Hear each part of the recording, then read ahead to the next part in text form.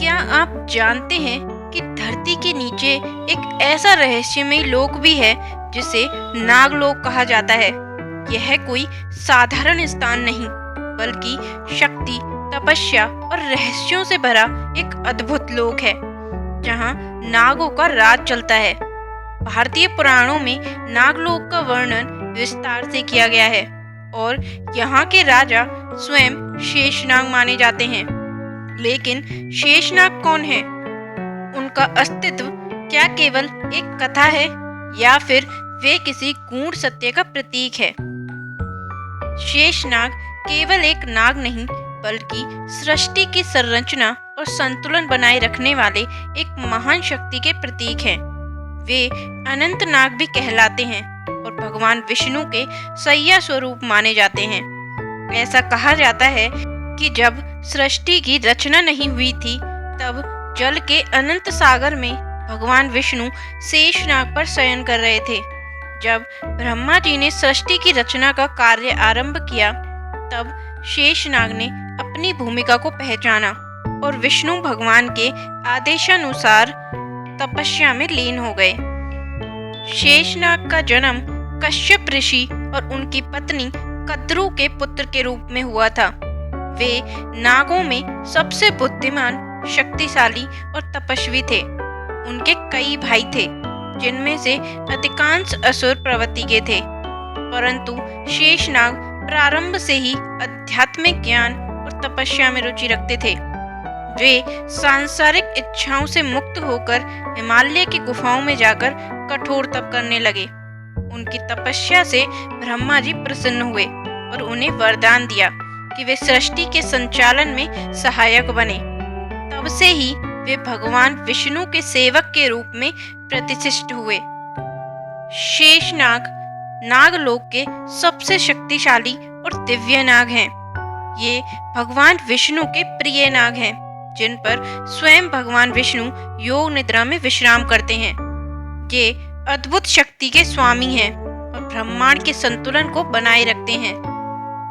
इनके अनेक भाई थे, जिनमें वासुकी, तक्षक, कालिया आदि प्रमुख थे।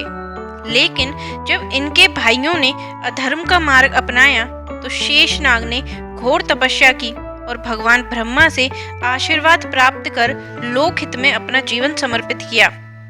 इन्हीं की सहायता से भगवान विष्णु सृष्टि का संचालन करते हैं। कहा जाता है कि पृथ्वी भी शेषनाग के फन पर टिकी हुई है। जब भी ब्रह्मांड में असंतुलन होता है, शेषनाग उसे संभालने के लिए सक्रिय हो जाते हैं। भगवान विष्णु और शेषनाग का संबंध अत्यंत गूढ़ और गहरा है। पुराणों के अनुसार भगवान विष्णु जब भी विश्राम करते हैं, तो वे क्षीर सागर में शेषनाग की सैया पर लेटते हैं। यह इस बात का प्रतीक है कि संपूर्ण ब्रह्मांड का संतुलन शेषनाग के ऊपर टिका हुआ है। उनका 1000 सिरों वाला विशाल शरीर इस बात का प्रतीक है कि वे अनेकों लोगों के रहस्य को अपने भीतर समेटे हुए हैं। शेषनाग ने पृथ्वी पर अवतार भी लिया था। भगवान कृष्ण के बड़े भाई बलराम जी को शेषनाग का ही अवतार माना जाता है। उनका मुख्य कार्य अधर्म का नाश और धर्म की स्थापना करना था। बलराम जी के पास असीम शक्ति थी और वे हल और मूसल धारण करते थे, जो कृषि और जीवन के संतुलन का प्रतीक माने जाते हैं।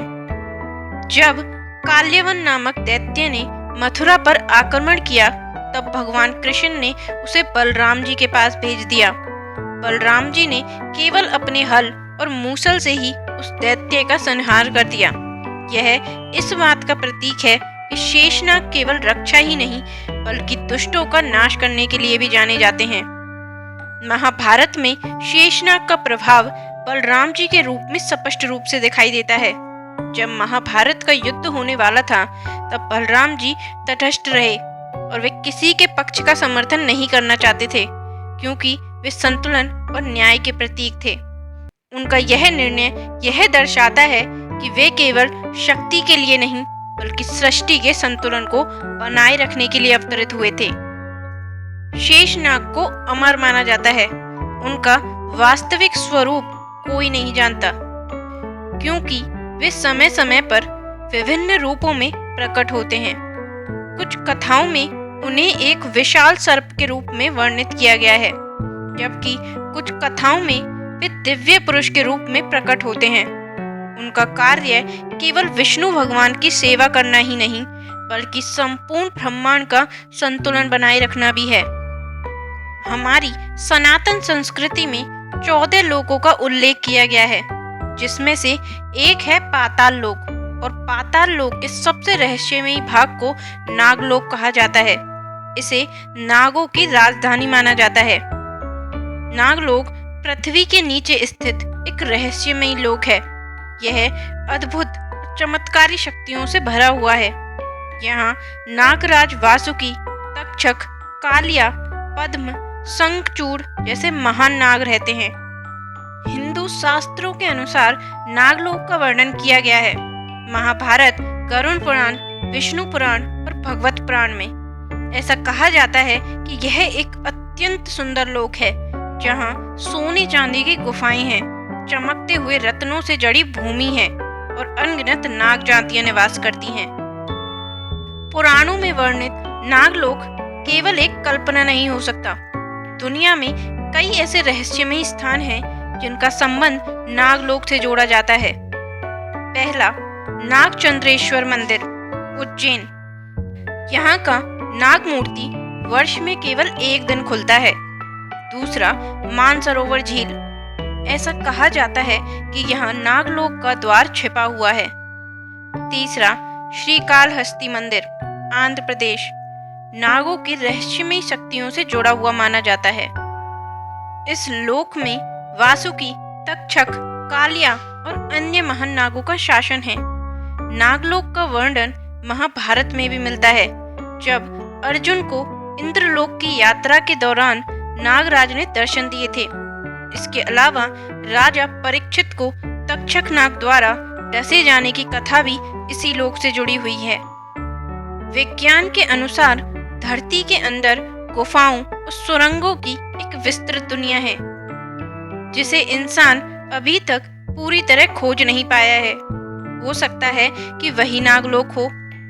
ऐसा कहा जाता है कि कलयुग के अंत में जब भगवान विष्णु का कल्कि अवतार होगा, जब शेषनाग भी उनकी सहायता के लिए पुनः प्रकट होंगे। क्या नाग केवल सांप रूप में होते हैं, या फिर वे अलग अलग लोकों में रहने वाले एक विशेष दिव्य योनि के प्राणी हैं? कई लोग मानते हैं कि वे एक उन्नत सभ्यता से जुड़े हुए हो सकते हैं। शेषनाग केवल एक पौराणिक कथा नहीं, बल्कि एक संदेश भी है। धैर्य, शक्ति और कर्तव्य निष्ठा का संदेश। हम उनसे यह सीख सकते हैं कि कर्तव्य का पालन करो, चाहे परिस्थितियां कैसी भी हों।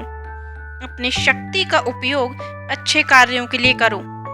धैर्य और तपस्या से ही सच्ची शक्ति मिलती है। तो मित्रों, नागलोक और शेषनाग की यह कथा केवल एक कहानी नहीं, बल्कि एक अद्भुत सत्य है। अब आपको क्या लगता है? क्या नागलोक वास्तव में अस्तित्व में है? क्या आज भी कहीं शेषनाग हमें देख रहे हैं? अपने विचार हमें कमेंट में बताएं। अगर आपको यह वीडियो पसंद आया तो इसे लाइक करें, शेयर करें और हमारे चैनल को सब्सक्राइब करना ना भूलें। मिलते हैं एक और अनोखी वीडियो के साथ। धन्यवाद।